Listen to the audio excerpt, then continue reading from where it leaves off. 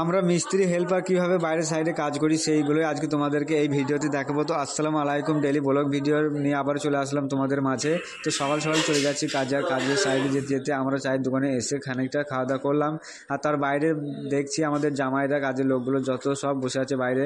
তো এইভাবে করে আমরা চলে এলাম আমাদের কাজের সাইডে। আর আজকে যে সাইডে দেখছো এই সাইডটাতে আমরা কাজ করব। তো এইদিকে আমাদের মিস্ত্রিটা নোংরাগুলো পরিষ্কার করছে, আর নোংরাগুলো পরিষ্কার করা হয়ে গেলে দেয়ালটাকে পানি মারতে লাগলো। আর আমি সেই পানিগুলোকে বালতি বালতি করে এনে মিস্ত্রিটাকে ধরিয়ে দিচ্ছি দেয়ালে মারার জন্য। আর আমাদের এই কাজ এইভাবেই আমাদের দিনগুলো কেটে যায় কাজে কামে ব্যস্ততার মধ্যে। ঠিক আছে, তো খুবই কষ্ট হয়ে যায়, তবে টাকা তো আর মুখ দেখে দেবে না, তো এই কষ্টটা মনে লাগলে হবে না। ঠিক আছে, কষ্ট করতে হবে।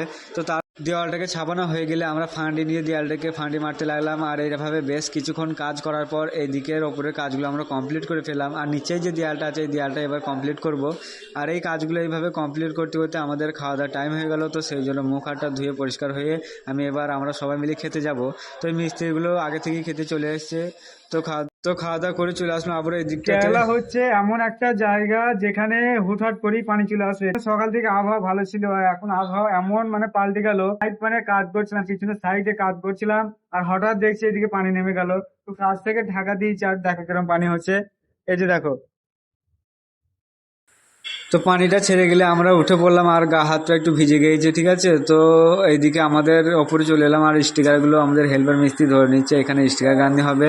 তো সেই জন্য এই গাঁথনিগুলো আমরা করে নিচ্ছিলাম, কালকে এই সাইডগুলোতে আমরা কাজ করব। তো সেই জন্য আর এইদিকে গাঁথনি করা হয়ে গেলে পাইপ বসাবো। তো সেই জন্য এই দিকটাতে চিপিং করছি আর আমাদের হেল্পার এইদিকে পাইপ কাটছে। ঠিক আছে, তো ওপরে কাজগুলো এইভাবে করে কমপ্লিট করলাম আর নিচে এসে ভাড়াটা রেডি করলাম। আর এদিকে হাতুড়ির বাঁটটা আমাদের ভেঙে গেল। ঠিক আছে, তো কি আর করা যাবে, নতুন একটা লাগাইতে হবে। তো দেখা হচ্ছে পরের একটা ভিডিওতে।